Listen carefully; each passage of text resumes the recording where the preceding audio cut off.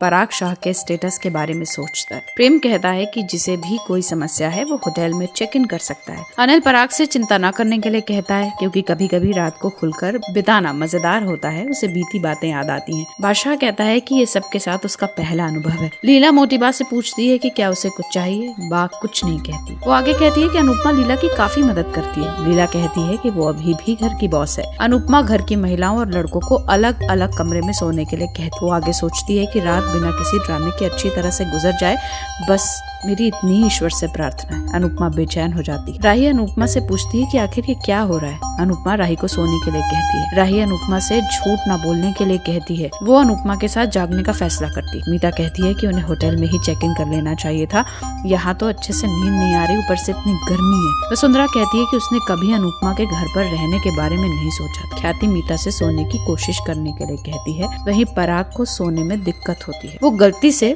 प्रेम के साथ सो जाता है। प्रेम नींद में अनिल के साथ बात करता है। वो कबूल करता है कि पराग उसका हीरो हुआ करता था। प्रेम कहता है कि वो पराग को क्रिकेट खेलते देखकर खुश हुआ। उसे याद है कि पराग उसे क्रिकेट सिखाता था। प्रेम पराग के लिए अपनी नफरत भी व्यक्त करता है। अगली सुबह पराग और प्रेम को एक साथ सोते देखकर सभी घर वाले खुश हो जाते हैं। शाह और कोठारी फ्रेश होने के लिए संघर्ष करते हैं। पराग को राही का क्रिकेट खेलने का विचार अच्छा लगता है। कोठारी अपने घर जाने का फैसला करते हैं। कोठारी अनुपमा की मेहमान नवाजी को भी पसंद करते हैं। आगे प्रेम को पता चलता है कि निवेशकों ने डील्स रद्द कर दी। अनुपमा मुख्य निवेशक के बारे में पूछती है। पराग अनु की रसोई में इन्वेस्ट करने से इनकार करने के बारे में सोचता है। राही कैंसिल किए गए डील्स के बारे में सोचकर परेशान हो जाती है। अनुपमा राही से कहती है कि शायद कुछ और बेहतर होने वाला है। प्रेम कहता है कि उनकी शादी पर इसका कोई असर नहीं पड़ेगा।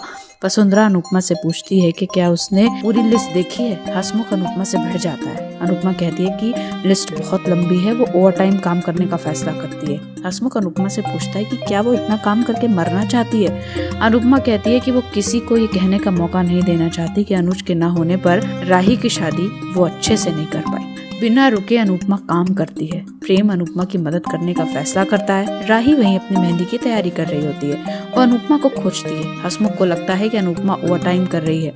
वहाँ मोटीबा प्रेम और राही के लिए ऑर्गेनिक मेहंदी की व्यवस्था करती है। वो मीता से राजा के लिए लड़की खोजने के लिए भी कहती है।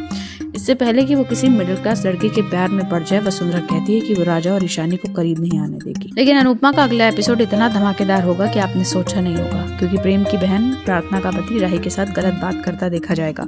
वो राही को कहता दिखेगा कि आपको इतना भी नहीं पता कि आप इस घर की बहू बनने जा रही हैं, तो घर के दामाद का ख्याल रखना कितना जरूरी है।